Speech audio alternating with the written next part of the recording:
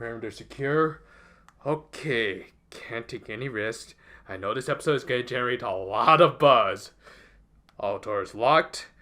Alright then, let's take a look at the official debut of the U6 Rangers for Hakuto Precure. I know this won't end well.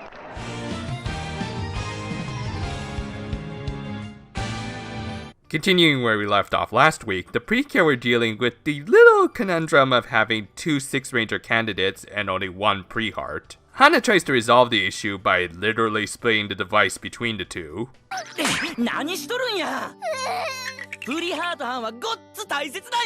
Yeah, seriously Hana, you don't want to damage the resale value on these guys. They even try asking Ghoul-sensei for advice, but alas, there are even things even Sensei doesn't have the answer to. Well, personally, I always like to try eBay before going straight to Amazon myself. On top of that, things between the candidates were awkward, to say the least. Actually, I really like this one scene, as it does a good job of showing how awkward things are between the two. There's no intrusive inner monologues or the like that you normally expect from a show like this, just two friends trying to go their separate ways, and kinda failing at it. Meanwhile, Homari was out shopping with Harry. She also took this time to question the guy on whether or not he was hiding more stuff from them. He denied it, but Homari was still suspicious. And speaking of suspicious, our favorite cryptid poet was back.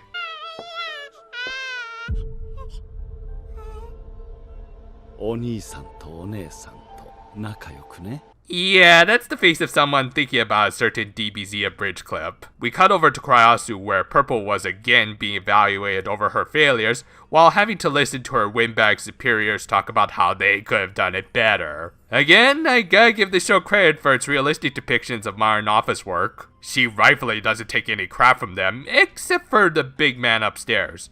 Though interestingly enough, we get a shot of Listo typing something while coincidentally perfectly matching with all of President Kurai's syllables. Pay no attention to the man behind the keyboard. Next day, Mr. Nono unveiled a new breakfast dish for his family.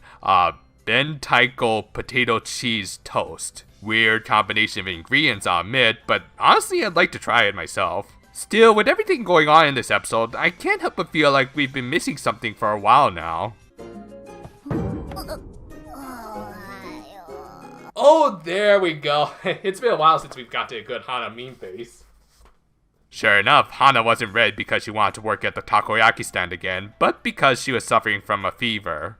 Apparently in order to support all of her friends, she tried wishing on a few stars the previous night, and ended up falling asleep outside on her veranda. Yeah, I appreciate the good intentions there, Hana, but maybe next time, try tossing a few coins into a fountain or something. Still, with their de facto leader down, it gave the candidates the opportunity to interact with their other potential teammates. Emu learns from Homari the importance of trusting others when going through tough times like she did when making her transition back onto the ice. While Ruru gets a very shonen manga-esque speech from Saya about how she should treat Emu like a rival, who she should go all out with.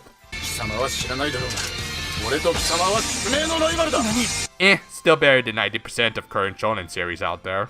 Later that night, Emu has a talk with her brother, and after the events of the last episode, he finally decided to stop being a total putz, and actually supported her unladylike hobby by giving her tickets to a local concert. Said tickets were courtesy of Henri, who, hey dude, I won't bring up your choice in fashion like I did last time, but I gotta ask, is it just your thing to show off your crotch to your best friend like that? This is how the Fujoshi get their material, you know.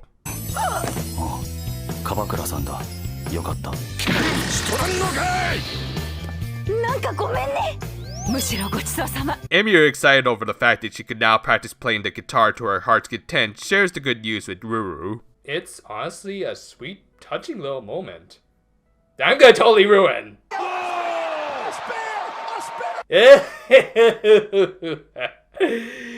I need therapy.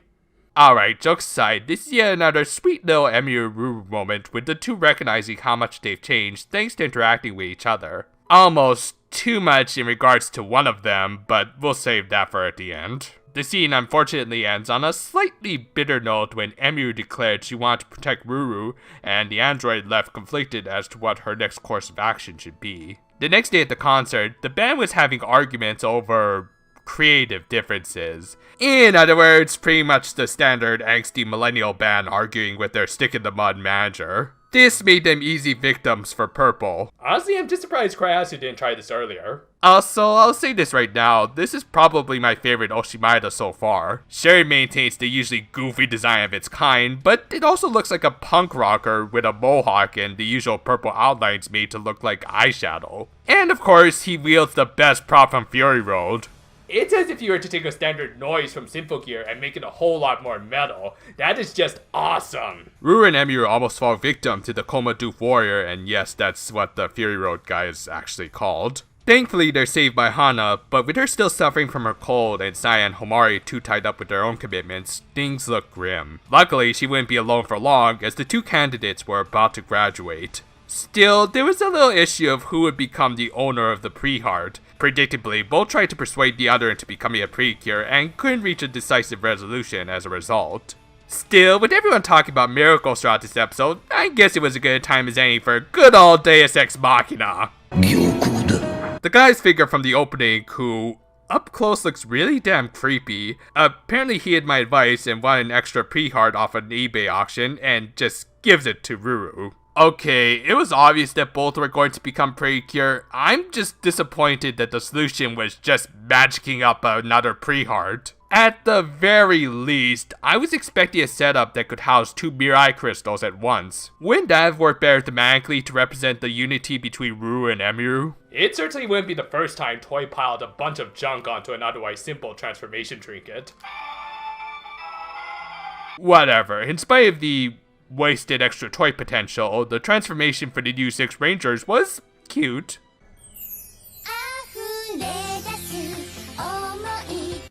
Girls, you know I was just kidding when I said that Oshimida was a noise, right? You don't actually have to sing to defeat it.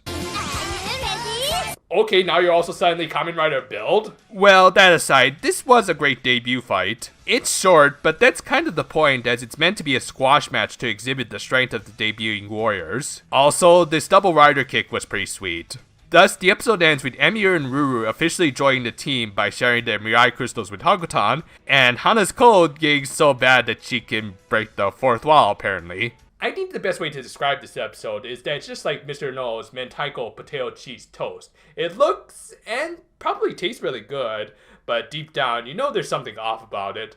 Mostly the fact that it's so cheesy that you know you'll be reaching for the antacids afterwards. So yeah, let's get this right out of the way. The whole conflict with the one pre-heart and everything was rushed. A literal Deus Ex Machina needed to show up. I think that alone sums up everything wrong with this. Yeah, just talking about miracles throughout your episode doesn't really help matters there, guys. Also, while I do really like Ruru as a character, I can't help but feel like her character development during this last stretch was a little unnatural. I don't know, I thought it was going well up until the last couple of episodes, and now all of a sudden, the android's talking about having a heart. Again, don't get me wrong, I think this is the character she should have become eventually, just not before the halfway point of the show. With that said, while the main plot was weak, everything else was pretty good, I guess. We got to see some of the darker secrets of Kurasu that not even some of the villains themselves know. Wrapped up Masato's character arc, thankfully. And most of all, we got plenty of touching Emiru and Ruru scenes.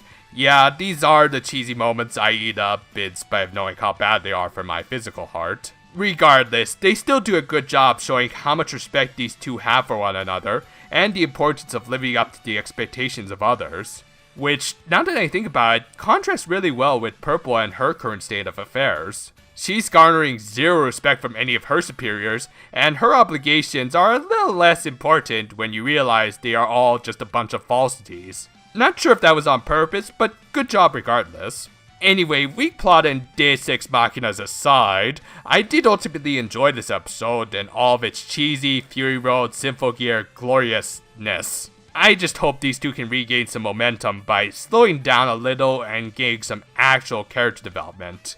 I made good progress on that video game review I mentioned last week, and as always, I'll try to shoot for a Wednesday release, mostly because I like Wednesdays. Look forward to it, and until then, though, farewell for now, my friends. And I think I should take my leave right about now before the comment section gets here.